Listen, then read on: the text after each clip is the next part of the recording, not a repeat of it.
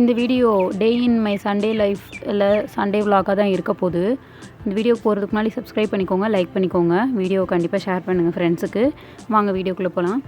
நான் ஆல்ரெடி மாட்டுத்தாவணிக்கிட்ட இருக்கிற மீன் market video போட்டிருப்பேன். அந்த மீன் மார்க்கெட்டில் தான் எங்கள் வீட்டுக்காரர் போய் நேற்று மீன் வாங்கிட்டு வந்தாங்க. என்ன மீன் வேணும்னு கேட்டாங்க. எனக்கு நான்வெஜ் சமைக்கிற இன்ட்ரெஸ்ட்டே இல்லாதால் ஏதாவது உங்களுக்கு பிடிச்சது வாங்கிட்டு வாங்கன்னு. அவங்களுக்கு சால மீன் ரொம்ப பிடிக்கும். அதனால் சால மீன் தான் நல்லா 2.5 கிலோ எடுத்திருந்தாங்க. அதுவும் கொஞ்சம் ஓரளவுக்கு ரேட்டு கம்மியாக 80 ருபீஸும் என்னமோ சொன்னாங்க. இருந்துச்சு, வாங்கிட்டு வந்தாங்க. அதை தான் நான் க்ளீன் பண்ணேன். ஆல்ரெடி அங்கேயே வெட்டி எல்லாமே வாங்கிட்டு வந்தாலும் நல்லா கழுவி மட்டும் எடுத்தால் போதும். இப்போ எங்கள் அம்மாயி ஒரு பழமொழி சொல்லும், கறியை கழுவி கெட்டுச்சு, மீனை கழுவாமல் கெட்டுச்சு அப்படின்ற மாதிரி. மீனை எப்பயுமே எத்தனை தடவை வேணாலும் அலசலாம். ஆனால் கையை போட்டு அதை ரொம்ப கொலன்னு ஆக்கிடாமல் நீட்டாக கழுவி எடுக்கணும். மீனை 4 தடவை 5 தடவை கழுவினாலுமே அது நல்லா ஃப்ரெஷ்ஷாக தான் இருக்கும். ஆனால் நம்ம கறியை அந்தளவுக்கு கழுவக்கூடாது. ஏன்னா கறியில் கழுவ அதோட டேஸ்ட்டு எல்லாமே போயிடும். அந்த மாதிரி மீனை நல்லா 4 கழுவி எடுத்துட்டேன். இது மாதிரி உரசினாலே போதும், அதில் இருக்க செதில் எல்லாமே வந்துடும். இது சின்ன மீனுன்றதால நம்ம ரொம்ப போட்டு அதை சொதப்பிட வேணான்ட்டு கழுவி எடுத்தாச்சு. எடுத்துகிட்டு போய் அதில் 1.5 கிலோ நல்லா ஃப்ரைக்கு மசாலாவை தடவி வச்சுட்டேன். அதுக்கப்புறம் மீதி இருந்த 1 கிலோ சரி குழம்பு நல்லா வச்சு தர சொன்னாங்க, சுண்டை வச்சு கொடுக்க சொன்னாங்க. அதனால் அதுக்காக ரெடி பண்ணேன். இது ஒரு மீன் குழம்பு வைக்கிற பாத்திரம். இது மண் சட்டிலையுமே கிடைக்குது. இது ஈயத்தில் நாங்கள் வாங்கி வச்சுருக்கோம். கொஞ்சம் மல்லி மசாலா, அதுலேருந்து ரொம்ப மீன் மசாலா இருந்துச்சு, அதை போட்டேன். நல்லா புளியை கரைச்சி ஊற்றி கொதிக்க வச்சுட்டு அதுக்கப்புறம் தான் அதை மீன் போட்டேன். ஏன்னா கொதிக்கும் போது மீனை போட்டால் மேலே தெரிக்குமேனு சிம்மில் வச்சுட்டேன். அப்புறம் குழம்புலையுமே எல்லாமே நல்லா 1 கிலோ மீன் போட்டு நல்லா நிறைய குழம்பா தான் வச்சுருந்தேன். அதுக்கப்புறம் பெரியவ எனக்கு மீனெல்லாம் வேணான்னு சொல்லி அழவிட்டியும் அவங்க அப்பா போய் அவளுக்காகவே சிக்கன் மட்டும் ஒரு 1/2 கிலோ எடுத்துகிட்டு வந்தாங்க. நான் எப்பயுமே வீட்டில் என்ன மசாலா இருக்கோ அதுதான் யூஸ் பண்ணுவேன். இதுக்காக தனியாக வாங்கிட்டு இப்போ நிறையா பேர் வீட்டுக்கு கெஸ்ட்டு வந்திருக்காங்க அப்படின்னா அவங்களுக்காக நம்ம வாங்கிட்டு மெனக்கெட்டு செய்யலாம். இப்போ நாங்கள் மட்டும்ன்றதால வீட்டில் இருந்த குழம்பு மசாலா, கொஞ்சம் அரிசி மாவு, ஏன்னா 65 போட போகிறதால அதனால் கொஞ்சம் குழம்பு கேட்டான்னு குழம்பாகவும் வச்சுட்டு கொஞ்சம் 65ஆகவும் போட்டு எடுத்து வச்சிட்டோம். மீன் குழம்பும் நல்லா கொதிச்சிருச்சு.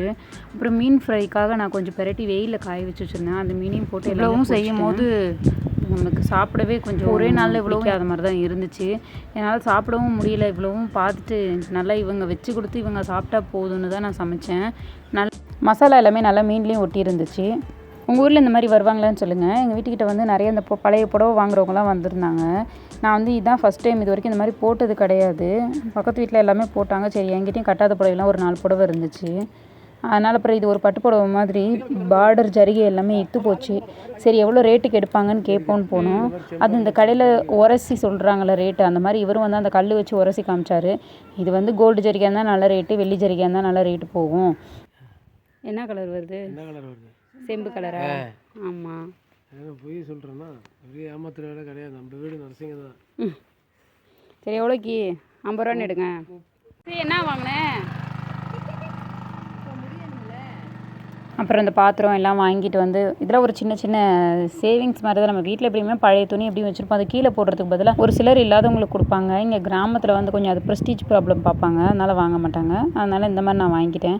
அதுக்கப்புறம் சமையல் பாத்திரம் நிறையா இருந்துச்சு. எல்லாத்தையும் தேய்ச்சி எடுத்து வச்சுட்டு, என்றைக்குமே நான் மிஷின்லேயே போடவே மாட்டேன், கையிலே ரொம்ப நாளாக துவைக்கிறேன். சரி, இன்றைக்கி இவ்வளோ வேலை பார்த்ததால டயர்டாகிடுச்சுன்னு சொல்லிட்டு இன்றைக்கி மிஷினில் கொஞ்சம் துணியை போட்டு விட்டுட்டேன். கையில் துவைக்கிற துணியும் இருந்துச்சு, அதையுமே எடுத்து ஊற வச்சுட்டு சாப்பிட உட்காந்தேன். சாப்பாடை போட்டால் பசியே எடுக்கலை. இந்த இவ்வளோ வேலை பார்த்ததில் மயக்கமே வந்துருச்சு. டைம் வேறு பாருங்கள், நல்லா 11:30 மணிக்கு மேலே ஆகிடுச்சு. அதுக்கப்புறம் சாப்பிட்டுட்டு மாடிக்கு வந்தேன். மாடிக்கு எங்கள் மாடியிலேருந்து இந்த ரிவரை பார்த்தோம்னா அவ்வளோ வியூ நல்லாயிருக்கும். உங்கள் வீட்டு பக்கத்துலேயே போகிறதால இந்த தடவை நல்லா தண்ணி திறந்து விட்ருக்காங்க 2வது போகத்துக்கு. நாங்களும் நெல் போட்டாச்சு. வியூ பாருங்கள், நல்லாயிருக்கு. மேலே எப்போயுமே காலையில் எழுந்திரிச்சு இந்த தண்ணியோடு இந்த வியூ பார்க்குறதுக்கு அவ்வளோ ஃப்ரெஷ்ஷாக இருக்கும். இந்த வீடியோ பிடிச்சிருந்தா லைக் பண்ணுங்கள், சப்ஸ்கிரைப் பண்ணுங்கள். தேங்க்யூ.